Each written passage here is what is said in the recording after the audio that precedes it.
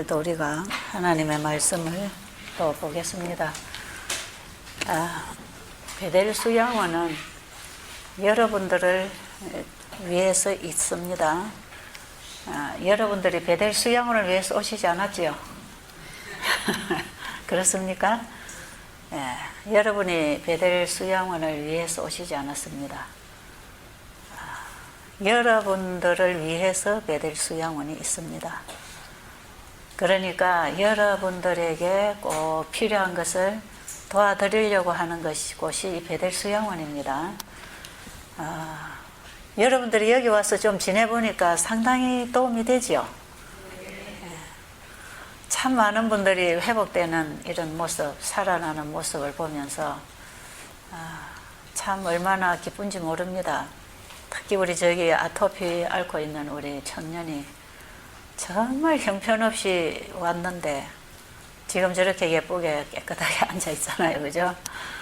아직 완전하게 다 낫지는 않았지만 얼마나 깨끗해졌는지 모릅니다. 얼굴에서 머리 끝에서부터 발끝까지 아주 그냥 나무 껍질처럼 피부가 다 변질이 되고 그것이 너무 가렵고 아프고 그냥 거기서 비늘이 출출출 떨어져서 온 방이 허옇게 지금 비늘이 떨어져 앉는 이런 상황에서 밤에 잠을 못 자고 긁고 두드리고 이러고 지냈는데 참 안타까웠거든요. 저런 환자가 나을 수 있을까? 좀 나았으면 얼마나 좋을까? 그리고 우리 온 식구들이 바라보고 있었습니다. 많이 여러분들도 기도해 주셨죠? 지금 얼마나 많이 좋아졌는지 우리 저 김 선생님이 처음에 와서부터 지금 계속 사진을 찍고 있는데 오늘 또 한번 찍어야 될 것 같아요. 얼굴이 아주 이뻐졌어요. 저게 이제 시간이 가면서 세포가 점점 교차되면서 지금 회복이 되고 있는 이런 환경 속에 여러분들이 와 계십니다. 여러분들의 몸에서도 이런 변화가 일어나고 있을까요? 예. 여러분들도 느끼십니까? 얼마나 많은 분들이 이걸 지금 느끼고 계십니까? 이곳은 여러분들을 도와드리기 위해서 준비되어 있습니다. 항상 오시는 분들에게 영육간의 필요를 꼭 채워드리기 위해서 얼마나 많이 기도하고 헌신하고 자기의 생활을 다 포기하고 여기에서 봉사를 하고 있지 않습니까? 그죠? 감사합니까? 네, 참 고마운 일이죠. 우리 예수님의 마음이 없으면 이런 일은 감히 생각도 못할 일을 지금 이곳에서 하고 있는 것입니다. 여러분들이 읽고 계시는 책, 생애의 빛, 그 책을 어제, 그제 또 들어오신 분들이 혹시 책이 없으면 얘기하세요. 주문해서 갖다 드릴 테니까. 책이 지금 다 나갔는지 모르겠네요. 아직 있습니까? 네, 아직 있으면 어제 처음 오신 분들도 이 책을 꼭 좀 읽으시고 이번에 제가 여러분들에게 이 책을 가지고 이 복음 구원의 길을 제시하려고 하는 이 의도는 여러분들이 건강을 회복하는 것보다 더 중요한 문제가 우리에게 있기 때문에 이걸 공부를 하고 있는 것이니까요. 여러분들이 이 책을 좀 진지하게 읽으시되 특별히 오늘은 제 3장과 4장을 연결합니다. 이 내용이 다 연결된 내용이기 때문에 3장과 4장을 연결해서 회개와 자복입니다. 그죠? 고백, 자복. 죄인이 죄 용서를 받으려면 어떻게 해야 됩니까? 예? 회개해야 됩니다. 하나님께서 우리에게 아들을 보내주셔서 우리의 죄를 그 아들에게 담당시키시고 우리의 죄를 속하는 속죄의 피가 있지만 우리가 회개하지 아니하면 그 죄가 용서받을 수 없는 것입니다.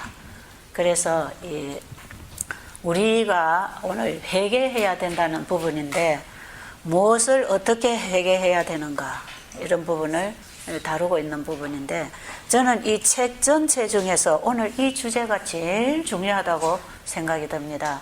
왜 그러냐면 우리가 하나님과 화목해지려면 하나님과 하나가 되고 연합이 이루어지려면 죄를 해결해야 되거든요. 이 죄를 가지고는 아무도 아버지 앞에 설 수가 없습니다.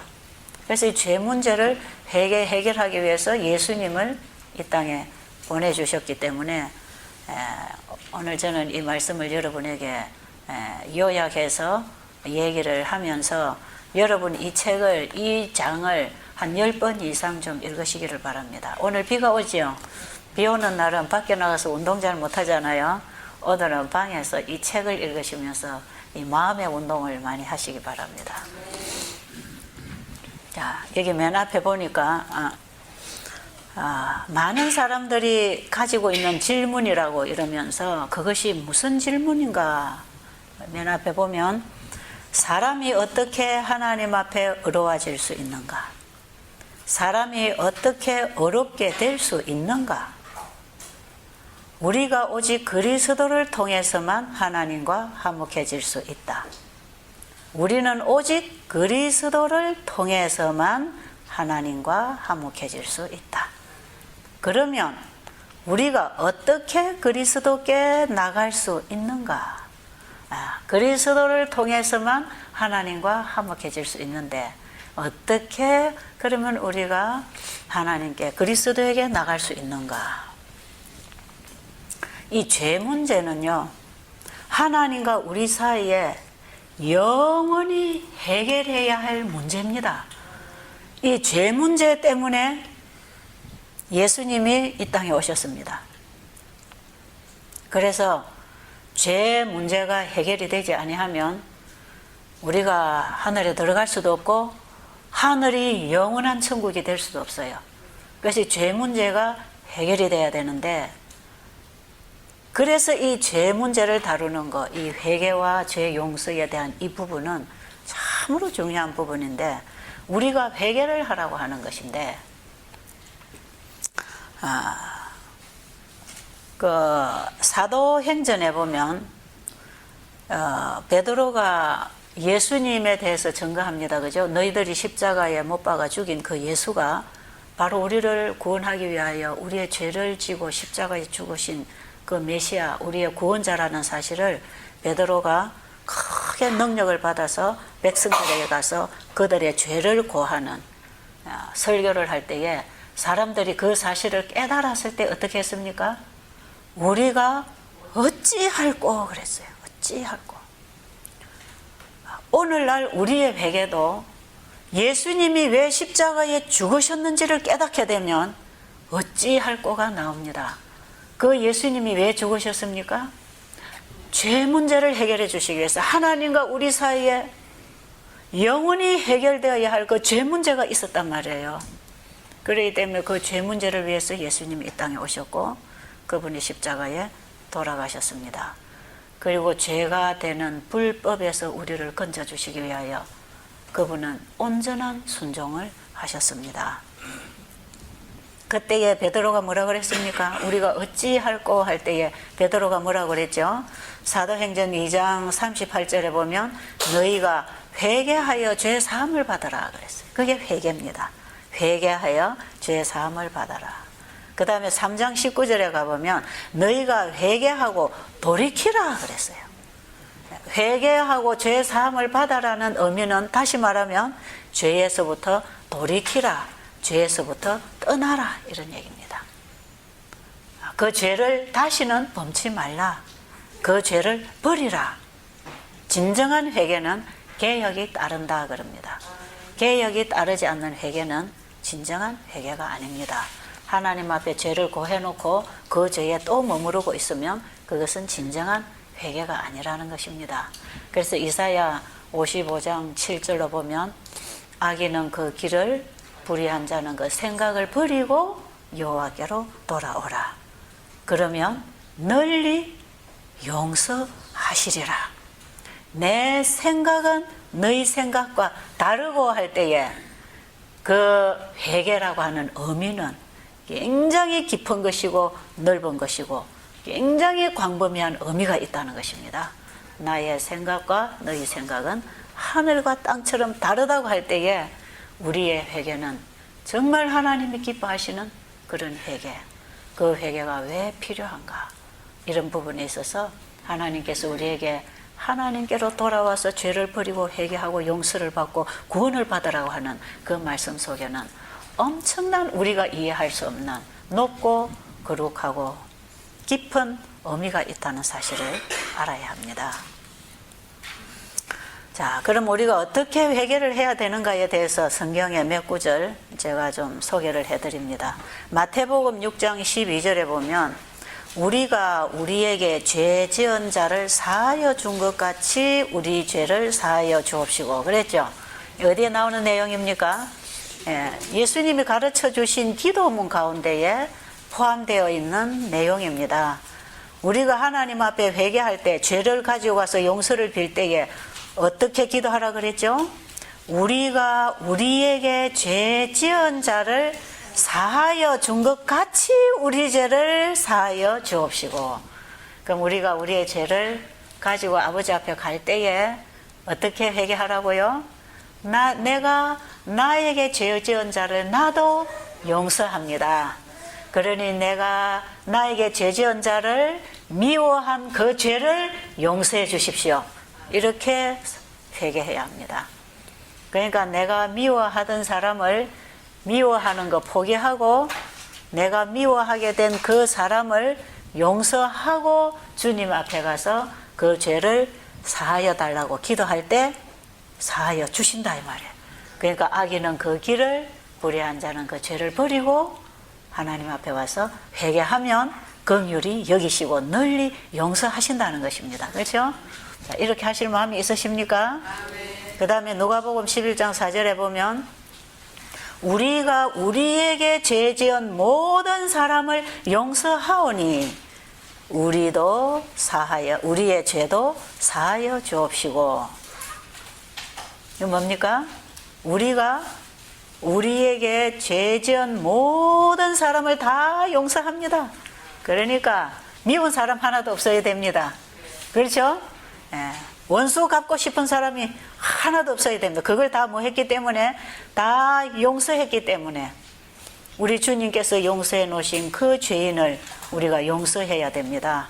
우리가 다 용서했으니 우리의 죄도 사하여 주옵시고 이렇게 기도하라 이 말이에요. 이것도 죄를 떠나고 죄를 버리고 하나님 앞에 오는 것이지요. 우리가 가지고 있던 죄를 포기하는 것입니다. 그 다음에 마태복음 6장 14절로 15절에 보면 너희가 사람의 과실을 용서하면 너희 천부께서 너희 과실을 용서하시려니와 너희가 사람의 과실을 용서하지 아니하면 너희 아버지께서도 너희 과실을 용서하지 아니하시리라.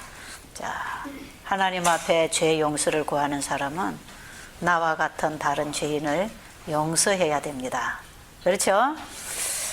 자, 그 자복장에 가보면 잠언 28장 13절에 자기 죄를 숨기는 자는 형통하지 못하나 죄를 자복하고 버리는 자는 불쌍히 여김을 받으리라고 하는 말씀을 인용을 하시면서 여기에 이런 말씀을 기록했습니다. 하나님께 불쌍히 여김을 받는 조건은 용서받는 조건은 단순하고 공정하고 합리적인 것이다. 하나님께서는 우리를 죄에서 벗어나게 하여 주시려고 기다리고 계신다. 그는 우리의 의사를 강제하지는 않으시나니 만일 우리의 의사가 죄를 범하기를 고집함으로써 온전히 악에 쏠리게 되고 죄에서 벗어나기를 원하지 아니하거나 그의 은혜를 받을 의사가 없다면 하나님께서 우리를 위하여 무엇을 더 하실 수 있으랴. 우리는 하나님의 사랑을 완전히 배척함으로 자멸하게 될 것이다. 하나님께서 우리를 용서하시고 우리를 구원해 주시기 위하여 아들 예수 그리스도를 우리에게 보내주셨는데 우리의 죄를 그분에게 갖다 드리고 용서받기를 원하지 않고 그 죄를 가지고 있으려고 고집한다면 그 죄 때문에 스스로 죽는 것입니다. 그래서 죄인이 멸망당하는 것은 자기가 죄를 고집하고 있었기 때문에 죽는 것이지 하나님 쪽에서 형벌을 때려서 죽이는 것이 아니다 이 말이에요. 그러니까 지금 은혜 받을 만한 때에 예수님의 중보의 피가 우리를 위하여 중보하고 계시는 동안에 우리는 그분에게 가서 죄를 용서받아야 됩니다. 그 죄를 용서받는 길은 여기 보니까 참 단순한 말씀을 하셨죠. 우리가 죄 용서받는 조건이 있는데 그 조건은 너무나 단순하고 공정하고 합리적이다. 그렇죠? 참으로 합리적입니다. 자기가 다른 사람을 미워했으면 미워하는 걸 포기하고 하나님 앞에 가서 용서해달라 해야 될 거 아닙니까? 도둑질 하던 사람은 도둑질을 포기하고 주님 앞에 가서 회개해야 되는 것입니다. 그죠? 그러니까 이것은 이렇게 하라 이 말이야. 얼마나 합리적이고 얼마나 공정하고 그 다음에 얼마나 단순합니까? 그냥 죄를 포기하고 돌아오면 되는 것을. 다른 게 아무것도 없다 이 말이야. 그냥 네가 하고 있는 그 죄를 포기해라. 그리고 돌아와라. 그리고 나에게 회개하라. 그럼 내가 용서해 주겠다. 됐습니까? 자, 그런데 이 회개라고 하는 것이 우리가 예수님 앞에 나가는데 방해물이 되면 안 된다는 것입니다.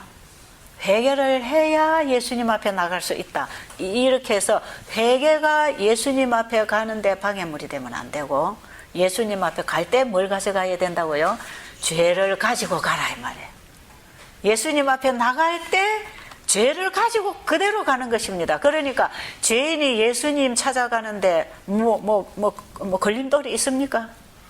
있어요, 없어요?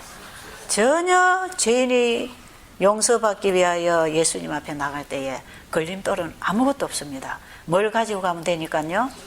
그 죄를 가지고 가면 되는 것이니까. 죄를 포기하고 그 자기가 지은 죄를 가지고 예수님께 가지고 가면 됩니다. 그래서 예수님께서는 네가 스스로 죄를 다 회개하고 네가 깨끗함을 받고 내게 오라. 예수님은 그래 안 하십니다. 예수님은 죄인을 구원하러 오셨습니다. 죄를 죄로부터 건져내어서 우리를 깨끗하게 해서 완전히 죄의 환경에서부터 건져서 영원한 천국에 살도록 하기 위해서 예수님이 이 땅에 오셨기 때문에 예수님에게는 죄인이 다가갈 수 있는 것입니다. 다만 우리가 어떻게 하고 가야 되느냐 하면 내가 하고 있던, 내가 즐기던 죄를 포기하고 그 죄를 예수님께 가지고 가는 것입니다. 예수님께서 뭐라고 그러셨어요? 마태복음 11장 28절에 수고하고 무거운 짐진 자들아 다 내게로 오라. 그 짐이 무슨 짐입니까? 그게 결국은 죄짐 아닙니까? 그게 병이나 고통이라 할지라도 그는 죄의 결과로 얻어진 열매들이기 때문에 이건 전부 죄에 붙어 있는 것들입니다. 그렇기 때문에 우리가 예수님 앞에 나갈 때 죄를 가지고 오라는 것입니다. 그래서 예수님 앞에 그것을 내려놓고 너희는 쉼을 누려라. 내가 너희를 쉬게 하리라. 예수님이 우리 죄를 받아주십니다. 그리고 우리에게 새로운 인생을 살도록 해주시는데 하나님의 약속을 붙들고 살아라 이겁니다. 그래서 나의 멍에를 메고 내게 배워라. 예수님이 우리에게 메워주시는 그 멍에는 예수님이 사신 것처럼 우리도 온전한 기도와 순종을 통하여 하나님의 사업을 하면서 하나님께 봉사하고 하나님의 말씀을 순종하면서 하나님이 하라는 그 일을 하면서 살도록 주님이 나에게 힘을 주셔서 끌어주시겠다는 약속입니다. 그러니까 지금까지는 우리가 죄의 종이 되어서 죄를 즐기고 죄의 종으로 살았지만 이 결과를 만나보니까 결국은 죽음이고 질병이고 고통입니다. 그죠? 이럴 때에 우리의 짐이 얼마나 더 무거워졌습니까?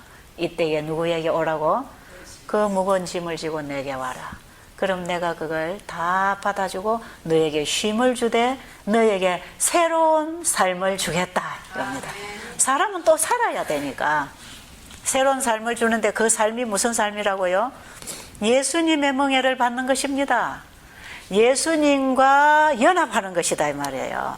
이 멍에는 두 마리의 소에다가 연결시켜주는 멍이 아닙니까? 그죠?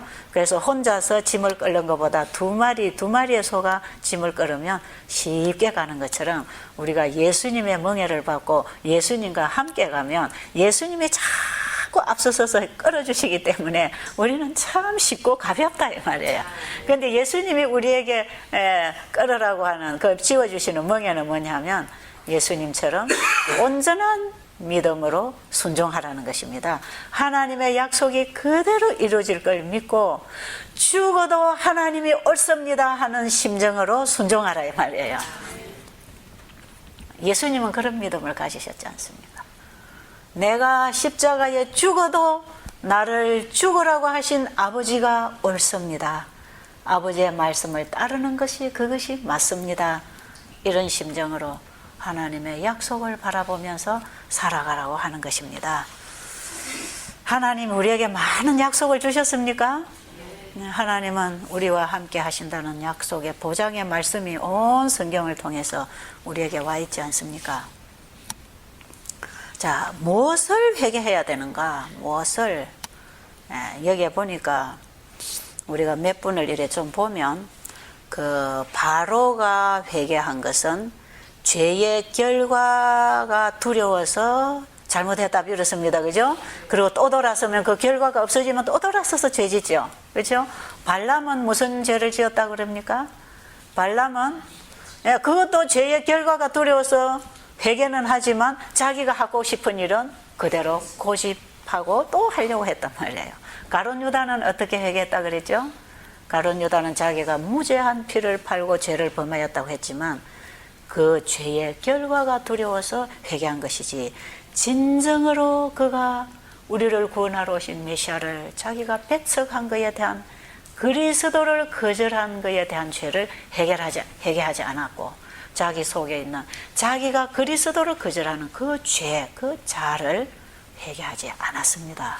이런 회개 말고 어떤 회개를 하라고 하느냐면, 니고데모가 회개한 회개와 사도 바울이 회개한 이런 회개를 들어서 말씀하고 있지 않습니까? 그죠?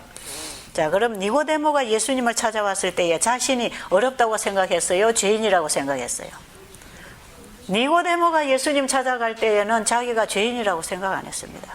근데 이런 회개가 있습니다. 이게 무슨 회개냐면요, 내 속에, 내 중심에, 내 안에 있는 본질, 인간의 죄된 본성, 이걸 깨닫고 회개한 사람입니다. 자, 니고데모가 어떤 사람이라고 소개되고 있냐 하면, 니고데모는 참 자칭 의로운 사람입니다. 그리고 사람들이 볼 때에도 별로 흠이 없는 사람이에요. 침례 요한이 나타나서 회개하라 천국이 가까웠다고 외칠 때에 많은 그 바리새인 지도자들은 그 앞에서는 거절하는 것처럼 했지만 돌아가서는 가슴을 찢었다 그랬어요.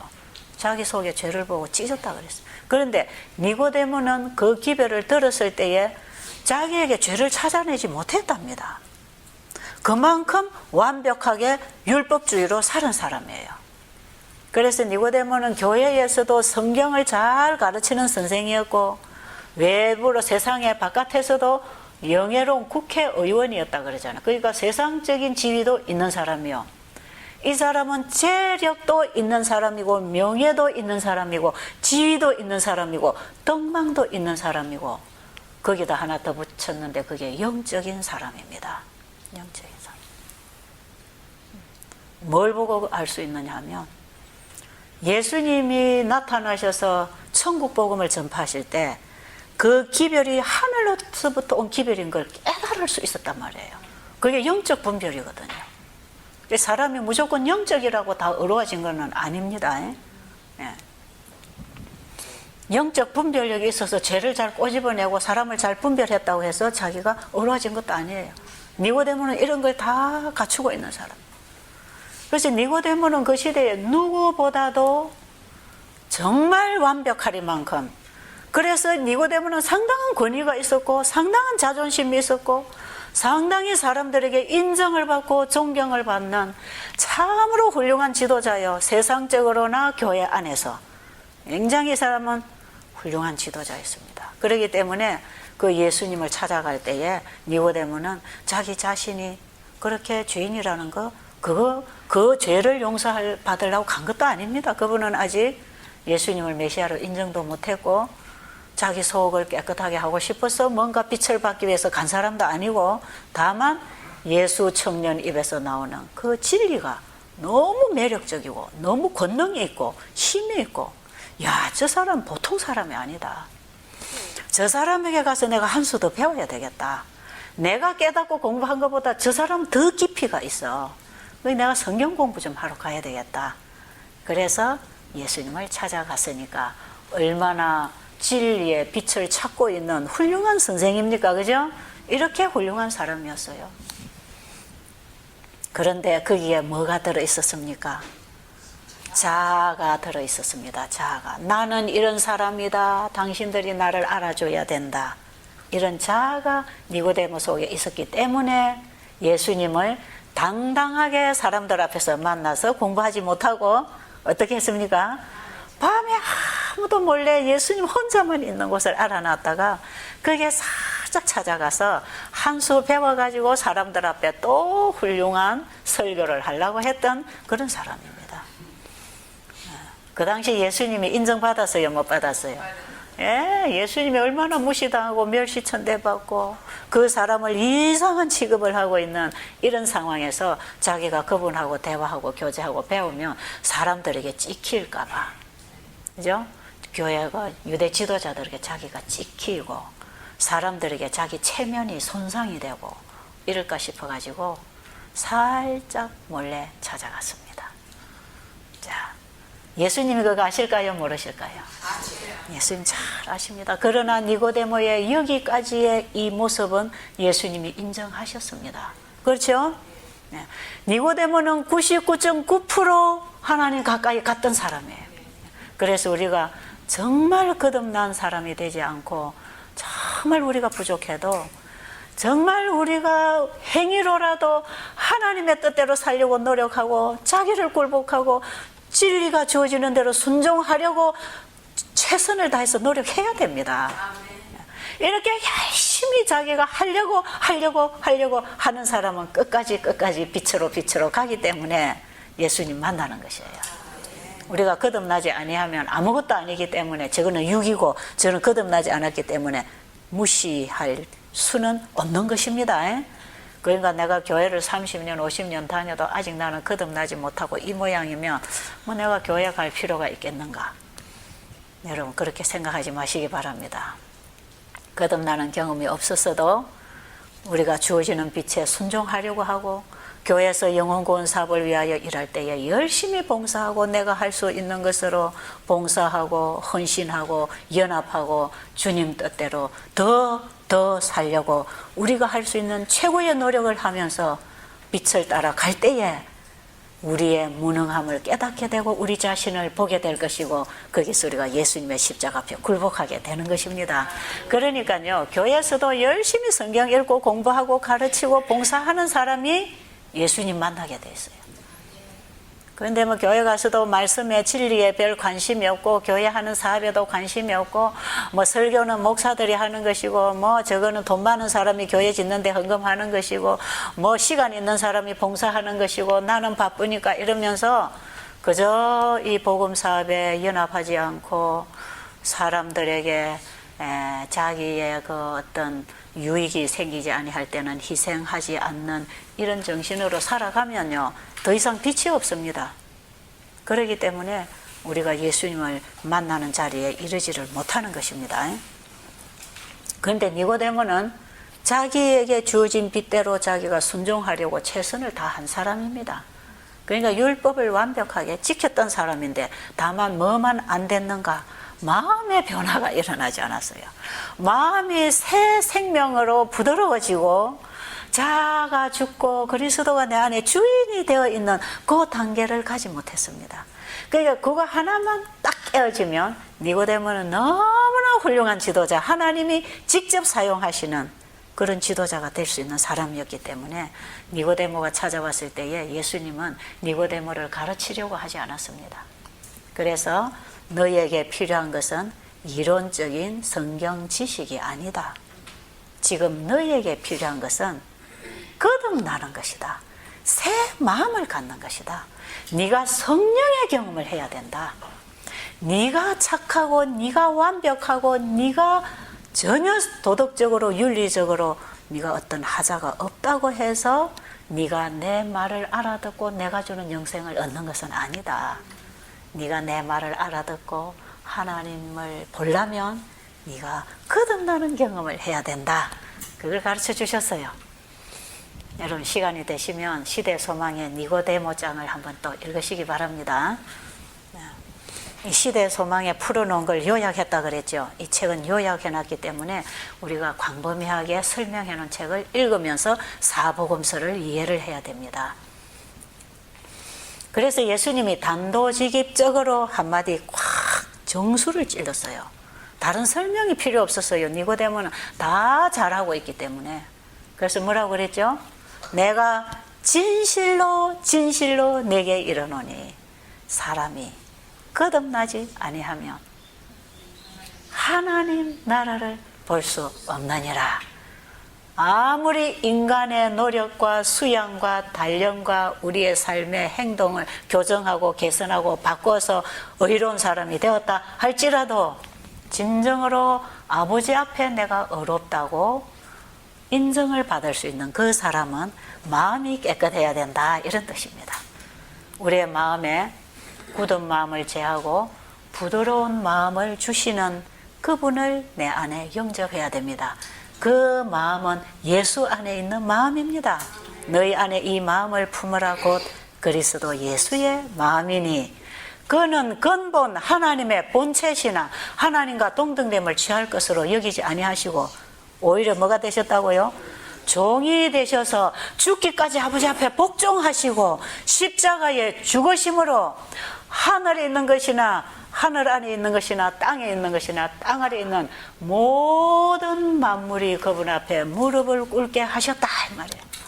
온 우주를 구원하는 일을 예수님의 겸손한 정신으로 하나님을 전적으로 신뢰하고 자기를 포기하는, 자기가 십자가를 지는 그 경험을 통해서 예수님은 우리 인류와 함께 온 우주를 영원히 구원하신 것입니다.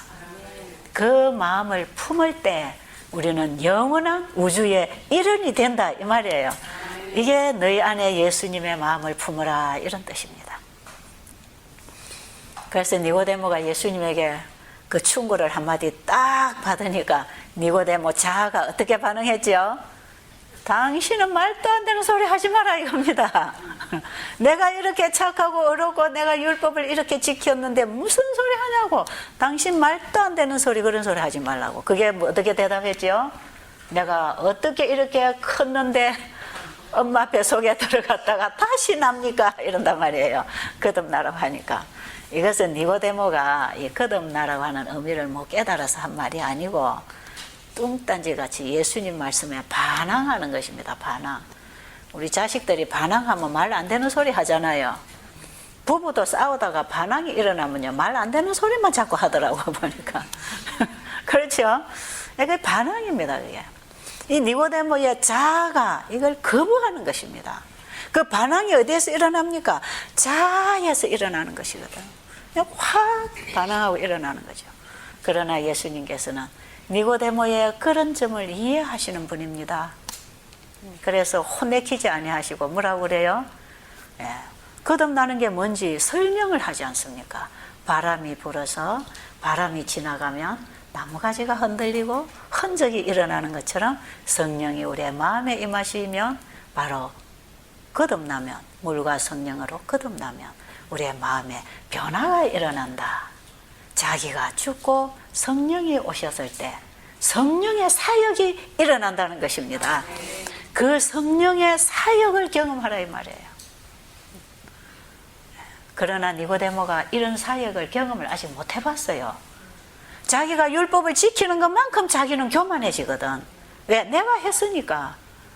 그러니까 교만이 목에까지 딱 차 있는 사람 아닙니까? 그런데 예수님의 설명을 듣고 보니까 에스겔 선지자를 통해서 주신 말씀이 생각나더라, 이 말이에요. 새 언약에 약속이 있지 않습니까? 메시아가 오시면, 예수님이 이 땅에 오시면 우리의 마음에 굳은 마음을 제하고 부드러운 마음을 준다고 하는 그 니고데모는 구약 성경 박사니까 오죽 잘 알겠습니까? 그러니까 그 말씀이 생각나는 것입니다. 아, 그래 메시아가 오면 우리에게 새 마음을 주겠다고 약속하셨지. 그게 자유케 하는 온전한 율법이거든요. 야고보서 1장에 있는 자유케 하는 온전한 율법이 우리에게 오면 우리가 하나님의 율법을 온전히 지키는 얘기를 하고 있지 않습니까? 그럼 자기가 지금까지 지킨 율법은 이거는 뭐냐? 이거는 뭔가 보니까 자기가 한 거야. 그리고 자아가 더 살아나 있는 것입니다. 교만에 있는 것입니다. 자기가 많이 했기 때문에 자랑할 것이 있다 이 말이에요. 그러나 우리가 그리스도를 믿고 받아들여서 그리스도 안에서 행하면 자랑할 것이 없다 그랬죠. 이 에베소서 2장에 나와 있는 내용입니다. 자, 그러면 니고데모가 여기서 성광처럼 에스겔서에 기록된 말씀이 딱 떠오른 거예요. 그러니까 이 니고데모가 관심이 생겼어요. 예수님에게. 어떻게 그런 일이 있을 수 있습니까? 이제 이렇게 물어갑니다. 그죠? 이제 자기가 열리는 것이죠. 그러니까 예수님께서 너는 유대인의 선생으로서 그런 것도 모르느냐? 그리고 또 한마디 딱 때려주시죠.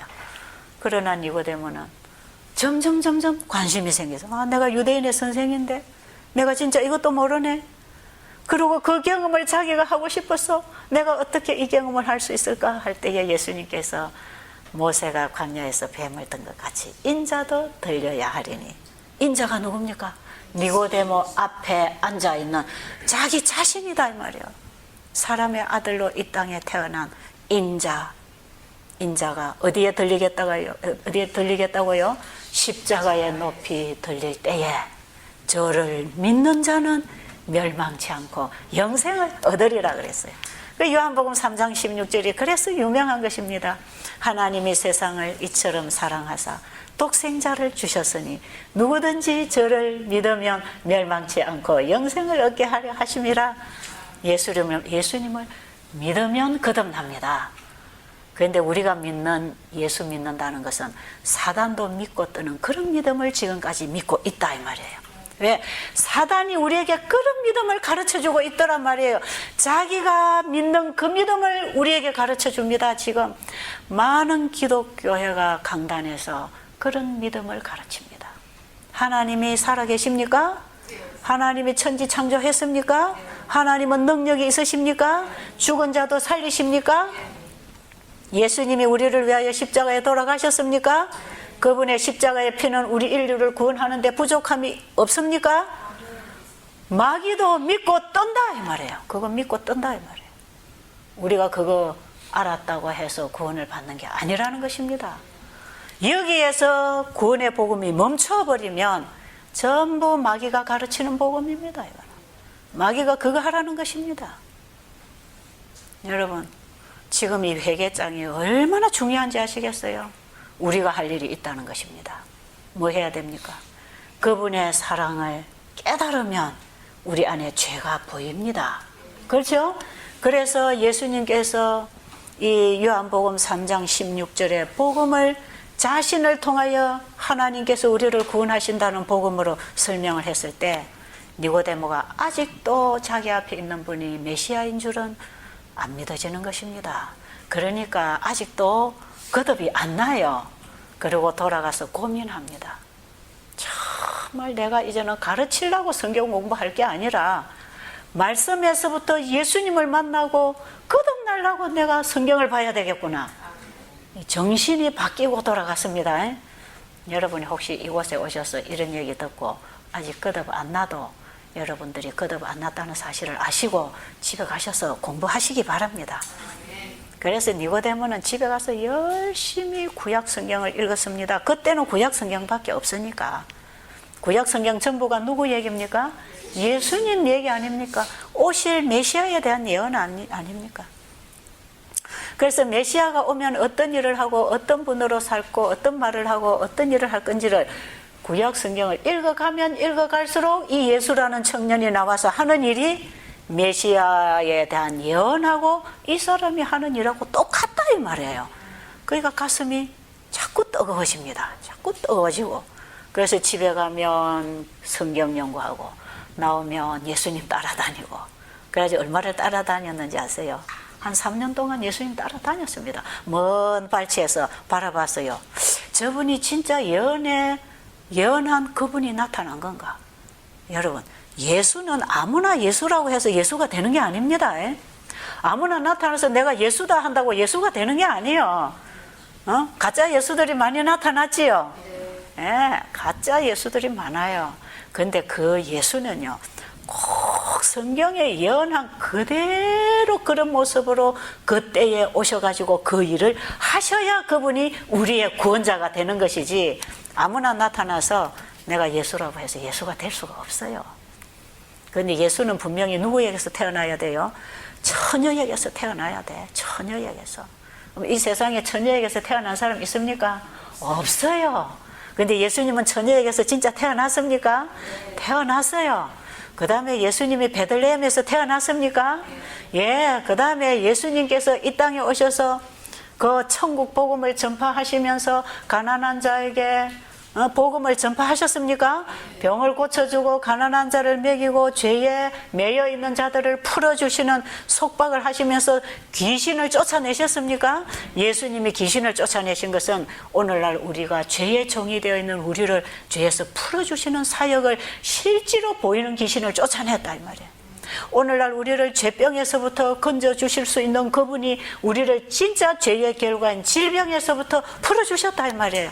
그러니까 보이는 사물을 통해서 보이지 아니하는 우리의 영혼을 구원하는 모든 사역을 그분이 보여주시면서 내가 너를 구원하러 왔다고 얘기하시는 것입니다. 그래서 나를 믿으면 죽어도 산다고 얘기하시는 거지요. 그런데 예수님이 다니면서 하시는 일이나 그분의 입에서 나오는 말이나 그분 속에서 일어나는 능력이나 이걸 다 보니까 구약 성경에 메시아가 와서 한다는 그 일을 계속하고 있거든. 그러니까 니고데모의 마음이 점점 확신에 찼습니다. 그래서 예수님에게서 눈을 떼지 않았어요. 우리도 이렇게 해야 됩니까? 여러분이 뭔가 확인이 되면요, 관심을 가지시기 바랍니다. 여기는 안식교 이단이지 하고 마음 닫고 있는 동안에는 손해라니까요. 이 손해입니다, 여러분. 여기서 나오는 이 기별이 진짜 성경적이라면 마음을 여시기 바랍니다. 그리고 여러분 스스로 성경을 연구하시기 바랍니다. 이게 진짜 맞나 안 맞나 여러분들이 따져보세요. 베레아 사람들은 성경을 배우면 이것이 진짜 맞는지 안 맞는지 성경을 상고해서 자기들이 깨달아서 확인할 때까지 팠다 이 말이에요. 그럴 마음이 있으십니까? 그렇게 하시기 바랍니다. 하나님은 교파가 없으십니다. 하나님은 어느 교파만 하늘에 안 데려가십니다. 하나님이 세상을 이처럼 사랑하사 독생자를 주셨으니 누구든지 저를 믿는 자는 멸망치 않고 영생을 얻는다 그랬잖아요. 그 누구든지가 우리입니다. 우리. 이 교파를 초월합니다. 이 복음은 모든 나라와 족속과 방언과 백성에게 전하라 그랬어요. 이것은 누구든지입니다. 어떻게 하면? 예수를 믿으면. 그 예수를 믿는 게 뭔가, 이걸 이제 우리가 계속 지금 공부하고 있는 거 아닙니까? 마귀가 가르쳐주는 그 믿음 말고 예수님이 가르쳐주시는 믿음, 그 믿음이 어떤 믿음인가를 우리가 앞으로도 이 책을 공부하면서 계속 살펴볼 것입니다. 공부하실 마음이 있으세요? 네, 관심을 가지시고 공부하시기 바랍니다. 이것이 절대로 성경에 빗나간 해석이 아니니까요. 진지하게 하시기 바랍니다. 그럼 니고데모가 어디에서 예수님 만나고 거듭났는지 아세요? 이제 예수님 먼 발치로 따라가다가 어디까지 따라갔냐면 십자가 앞에까지 따라갔어요. 그리고 어느 날 보니까 예수님 십자가에 높이 달려 계시는데 보니까 모세가 광야에서 뱀을 뜬 것 같이 인자도 들려야 하리니 누구든지 저를 믿는 자는 멸망치 않고 영생을 얻겠다고 하신 그분의 말씀대로 그분이 십자가에 높이 달리셨어요. 이것을 바라본 니고데모의 가슴이 온전히 열렸습니다. 십자가에서 우리의 죄를, 자신의 죄를 위하여 십자가에 돌아가시는 그 예수님의 사랑을 가슴으로 느끼면서 니고데모의 자아는 밀려나가고 하나님의 사랑이 니고데모의 가슴을 꽉 채워버렸어요. 빛이 오니까 어두운 대지가 밝아진 것처럼 니고데모의 자아가 예수님의 십자가의 사랑의 빛을 마음으로 받아들이면서 니고데모 자아는 죽어지고 그 안에 그리스도의 사랑이 가득 차서 예수님 사랑합니다 하는 고백이 일어났다 이 말이에요. 이것이 변합니다. 이것이 성령의 역사예요. 거듭날 때에 사람이 예수님을 사랑하게 됩니다.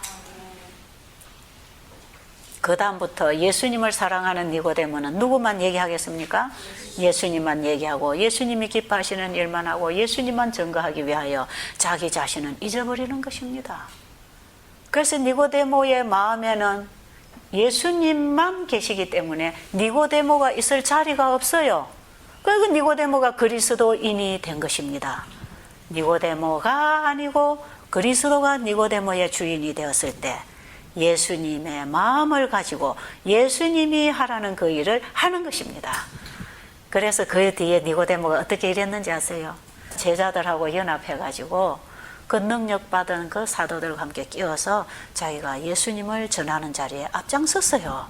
전에는 그 교회 지도자, 자기의 레벨에 있던 지도자들이 자기를 어떻게 볼까 해서 몰래 숨어서 예수님 만나러 갔던 이 사람이 자기가 없어지고 나니까 오직 예수님만 높이는 일에 앞장서더라 이 말이에요. 그 니고데모가 없어진 것입니다. 예수 믿는 건 이런 것입니다. 이게 예수를 믿는 것입니다. 예수를 믿어 구원 얻는다는 게 이런 믿는 거다 말이에요. 그래서 니고데모가 그 뒤에 이제 그분의 문헌, 그분에 대한 기록에 대한 문헌들을 보면 말이에요. 성경에는 기록 안 됐지만 그 니고데모가 유명한 사람이기 때문에 니고데모에 대한 기록이 있어요. 그때 니고데모가 거듭난 경험을 해가지고 그 사랑에 자기 자신이 온전히 굴복된 그 신앙 간증을 예수님의 제자인 요한에게 신앙 간증을 했더니 요한이 요한복음 3장에 이 내용을 썼다 이 말이에요. 네. 그렇기 때문에 그 니고데모에 대한 문헌을 보면요, 그 뒤에 니고데모가 굉장히 많은 재산, 그 고을을 다 사드릴 수 있는 그런 재산이 있었지만 그가 이 재산을 그 예수님을 전하고 초대교회를 이루는 그 제자들의 활동에 다 쏟아부었습니다. 왜 뭡니까? 나는 내 것이 아니고 내가 가진 것도 내 것이 아니고 다 누구 것입니까? 주님의 것입니다 하는 겁니다 이게. 그래서 그것이 주님을 위하여 주님 앞에 다 내려서 복음사업을 하고 나니까 나중에 자기 딸 시집 보낼 돈이 없어가지고 친구한테 꾸어가지고 딸을 결혼시켰다고 돼 있어요. 이렇게 사는 것입니다. 아십니까? 우리는 지금 내 것이 너무 많지요. 그거는 내가 주인이 되어서 그렇습니다. 예수 믿는다는 것은 내가 주인인 자리에 예수님이 들어오셔야 됩니다. 원래 주인을 맞이해서 내드리는 것입니다. 내 주인이 원래 누굽니까? 원래 주인이 예수님이거든요. 자, 그 다음에 사도 바울은 어떻게 회개했습니까? 사도 바울이 어떻게 회개했어요? 사도 바울도 율법의 의로는 자기가 죄가 있었어요, 없어요? 예, 자기도 율법의 의로는 흠이 없는 자로다 이렇게 고백했거든요. 그러나 그가 율법의 깊은 의미를 깨닫고 그 율법이 하나님의 품성이요 하나님의 속성이요 대우주의 원칙이요 이 율법이 얼마나 거룩하며 얼마나 고상하며 얼마나 아름다우며 선한지 그 율법의 정신을 사도 바울이 깨닫고 난 다음에 뭐라고 고백합니까? 나는 죄인 중에 괴수라 그럽니다. 그건 죽을 때까지 그 고백을 하고 죽습니다. 네. 여러분, 사도 바울이 아무리 거듭난 경험을 해도 그 속에 육신이 살아있는 동안에 죄의 세력을 봅니까 안 봅니까? 죄의 세력의 흉측함을 보고 그는 끝까지 자기를 자랑하지 아니하고 오직 자랑할 것은 십자가밖에 없다고 그럽니다. 나를 이런 속절없는 죄 가운데서 나를 구원해 주실 분은 예수님밖에 없다고 하는 사실을 고백하면서 나는 죄인 중에 괴수요 오직 내가 구원을 받고 내가 이렇게 선한 일을 한다면 그것은 예수님 때문에 하는 것이다 이렇게 고백하는 것입니다. 그러니까 이 사도 바울도 자기 안에 도사리고 있는 그 이기적인 그 죄를 고백한 것입니다. 그렇죠? 여러분, 우리가 볼 때 술주정꾼은 저 천국에 못 가겠다 생각하죠. 그 다음에 강도질 하는 사람은 희망 없다고 생각하죠. 그런데 하나님께서 보실 때에 오히려 강도질하고 술주정꾼은 자기가 죄인인 줄을 알기 때문에 회개하고 돌아올 희망이 있어요, 없어요? 희망이 있어요. 그런 사람 보고는 회개하고 교회 가자고 우리가 전도하고 있어요. 그렇죠? 그런데 진작에 자기 안에 있는 교만, 자만, 이기심, 이것은 죄가 되는 줄 몰라요. 그러니까 회개해요, 안 해요? 회개 안 해요. 그런데 하늘의 정신은 이타적인 정신이요. 하늘의 속성은 이타적인 사랑이요. 근데 우리의 속에 있는 이기심은 죄가 아닌 줄 알고 착각하고 있다 이 말이에요. 그래서 우리는 회개를 안 하고 있는지도 모릅니다. 이걸 회개하라는 것입니다. 이걸 니고데모가 회개한 거나 사도 바울이 회개하고 큰 하나님의 일꾼이 된 이 사람들은 그걸 회개한 것입니다. 그런데 이런 회개가 일어나려면 어떻게 일어나는가? 우리 안에 성령께서 역사하셔야 됩니다. 성령이 안 오시면요, 자기 행동으로 안 나타난 죄는 죄가 아니라고 생각해요. 행동으로 안 나타나면 자기는 그냥 착한 사람인 줄 알아요. 그런데 성령께서 우리에게 진리의 영으로 임하셔서 우리의 죄를 하나님의 품성을 통해서 깨닫게 해줄 때에 결국 우리가 죄인인 줄을 아는데, 이 우리가 죄인인 줄 알도록 성령께서 역사하실 때 우리에게 가지고 오는 도구가 있습니다. 그게 하나님 말씀이요. 그것이 십자가요. 우리가 십자가의 의미를 깨닫게 될 때 그것이 나의 죄 때문이라는 것을 알게 됩니다. 그렇죠? 그리고 하나님의 말씀을 깨달을 때에 그 말씀이 우리의 행동과 우리의 삶하고 맞지 않을 때 죄를 깨닫게 해줍니다. 그리고 예수님의 생애를 우리가 깊이 연구하면 그분이 말씀하시고 사시고 이루신 그분이 걸어가신 길, 십자가까지의 그분의 길을 우리가 깊이 명상하고 연구하면 우리가 죄인인 것을 깨닫습니다. 저는요, 이사야 53장에서 예수님이 나를 위하여 십자가에 돌아가셨다는 걸 깨달았다 그랬잖아요. 거기에서 제가 그분을 사랑하게 되고 그 가슴에 제 사랑을 만나고 내 자신을 그분에게 드리는 것까지 했다 그랬죠. 그런데요, 제가 어디에서 내 생활의 변화에 회개를 했냐면, 저는 이 사복음서에 나타난 예수님의 삶을 보게 됐어요. 예수님의 삶. 그분의 십자가를 볼 때에 희망이 있었지만 그분의 삶을 통해서 제 삶이 참으로 죄된 삶을 살았다는 걸 제가 그때 깨닫게 됐는데, 제가 사복음서 마태, 마가, 누가, 요한복음을 읽으면서 예수님이 하신 그 일을 볼 때에 그분의 품성을 보면서 이걸 제가 더 깊이 알고 싶어서 예수님의 봉사 생애를 기록한 책을 제가 다 찾아서 읽었는데, 그게 화이트분이 쓴 책 중에 치료봉사, 구호봉사, 선교봉사라는 책입니다. 그 중에 치료봉사라는 책이 여기서 여러분 읽고 있는 건강생활의 지혜라는 그 책입니다. 그게 옛날에 한글로 돼가지고 치료봉사예요. 그러면 치료봉사, 구호봉사, 선교봉사가 예수님이 사신 삶입니다. 그렇죠? 예수님이 구호봉사 하셨습니까? 선교봉사 하셨습니까? 그분은 천국 복음을 전파하시고 사셨잖아요. 영혼을 구원하기 위하여 일하셨죠? 그 다음에 치료봉사 하셨습니까? 왜 환자를 고쳐주셨어요. 그럼 예수님의 전 생애는 구호봉사, 치료봉사, 선교봉사입니다. 제가 그 책 3권을 그걸 다 제가 씹어 먹었어요.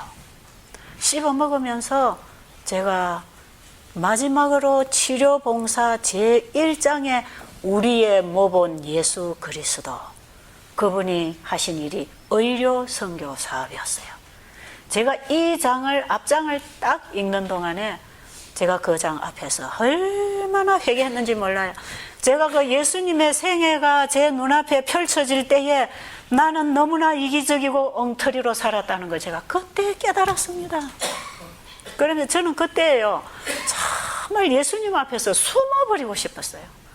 예수님, 나는 너무 죄인입니다. 나는 너무너무 이기적으로 살았습니다. 예수님이 이 죄인을 용서해 주십시오. 그리고 이 죄를 이제 주님께 드리겠습니다. 나는 가진 것과 하는 것과 아무것도 없지만 주님께서 저를 받아주시고 사용하시면 저 어디든지 따라가겠습니다. 주님 말씀대로 살겠습니다.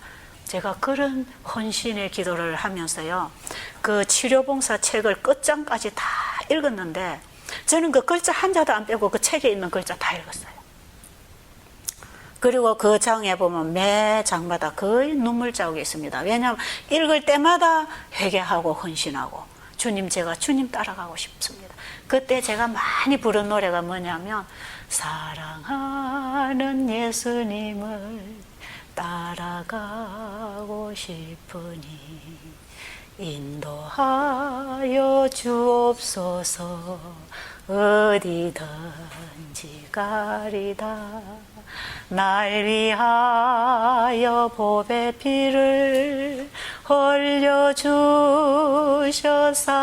흘려주셨사오니 모두 주를 버리어도 나는 따르오리라. 제가 옛날에 간청할 때 이 노래 참 많이 불러줬어요. 어디든지 가리라 할 때에 저는 내가 십자가에 죽는 내 자아의 죽음뿐 아니라 순교장에 끌려간다 할지라도 저는 거기까지 따라가겠습니다. 그 제 신앙 간증이 그때에 막 일어났어요. 제가 그 치료봉사 책을 읽으면서 이 노래를 부르면서 이것이 제 마음의 기도가 되어서 하나님 앞에 헌신하면서 그 책을 다 씹어먹고 읽고 나니까 사람은 먹으면 나오잖아요. 받고 반응하죠.